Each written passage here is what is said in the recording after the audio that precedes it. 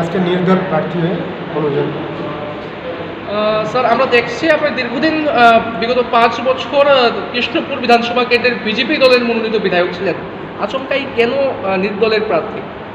নির্দলের প্রার্থী তখনই হয় যখন কী কারণে হয় ওটা তো জানেন, ওটা টিকিট মানে মনোনয়ন হলো না, তখন নির্দল প্রার্থী দিতে হয়েছে।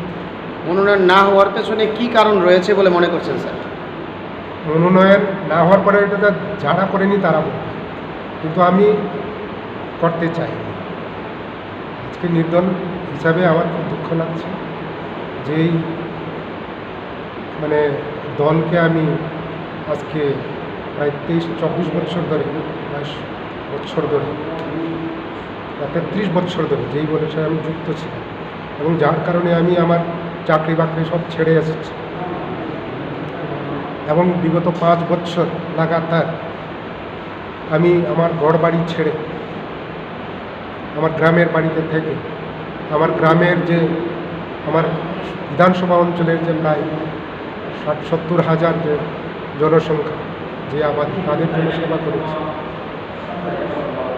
কিন্তু এখন আমি চাইনি, এখনও চাই, কিন্তু আমার যে সমর্থক, আমার অঞ্চলের যারা ভোটার, তারা আমাকে এমনভাবে ধরল, এমনভাবে চাপ সৃষ্টি করল,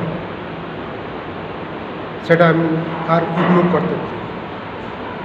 আমার সমর্থকরা আমার বাড়িতে গিয়ে অনেকটা ধর্নের মতো কান্না কাটি এইসব নিয়ে বাড়িতে আর খাওয়ার মতো অবস্থা।